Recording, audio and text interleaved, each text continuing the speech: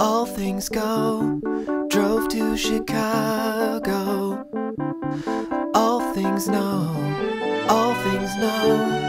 we sold our clothes to the state. I don't mind, I made a lot of mistakes in my mind, You came to take us. All things go to recreate us. All things go. I'm Ryan Curtis Jackson. Commander Michael Thomas Snodgrass. And we're here to talk to you about the poverty level in Riley County. Before we got started, what did you know about the local poverty level? I had no idea that it affected so many people. I knew that as a whole it was a very poor county, but I didn't realize it was the poorest in Kansas, and I didn't realize what percentage of people lived below the poverty line.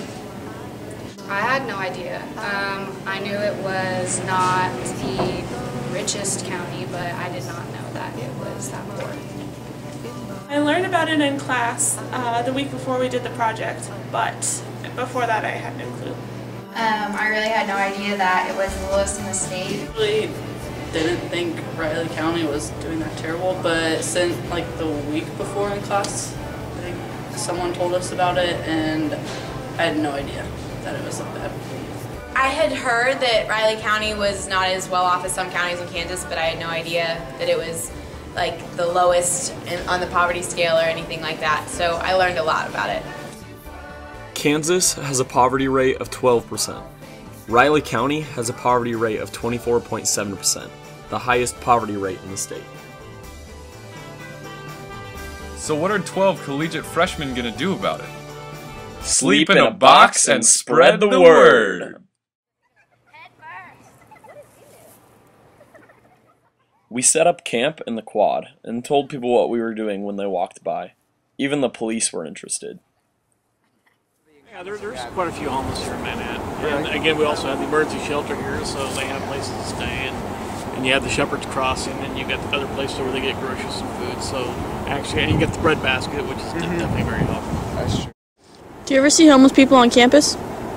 Actually, I've kind of crossed a couple. Really? And again, most of them are very nice and polite. They're just looking for a place to lay down.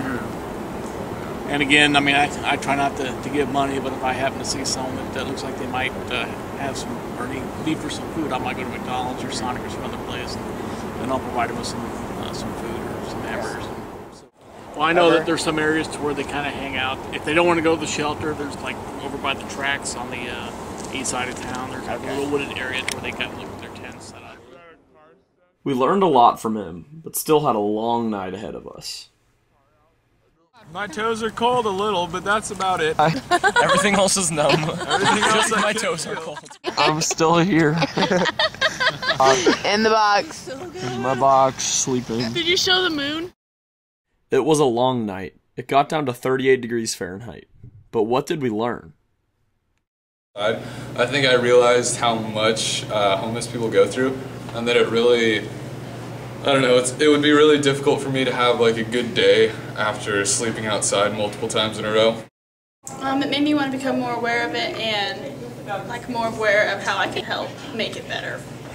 Being experience really helped me understand what they go through to a night-to-night basis. I think we all have the preconceived notion that there are so many things out there to help them that it's really not that bad, but I think everybody that slept outside can tell you that it was really, really cold. And I thought I could prepare for it by bringing a blanket, but when I got there I didn't realize how cold it was, and that was just kind of the reality of the night of, you know, they don't know what each night's going to be like, they don't know what the weather's going to be like, but they still have to do it no matter what. So that was a very eye-opening experience. How would you feel if this was your day-to-day reality? I couldn't imagine doing it every single night like they do. It was uncomfortable for just the hour that I was out there, so I don't see how they do it every night. I would be very sad, but I'd make the best of the situation. Now that our peers know about the poverty rate in Riley County, what can they do about it? Well, our late 212 class already did a Cats for Cans project where we collected cans and then donated them to the Flint Hills Bread Basket. You can also help out at Shepherd's Crossing or even a church or school that's doing a local food donation. Thanks for being with us. Hope you enjoyed the film. Auf Wiedersehen. Adios. Adio. Shalom.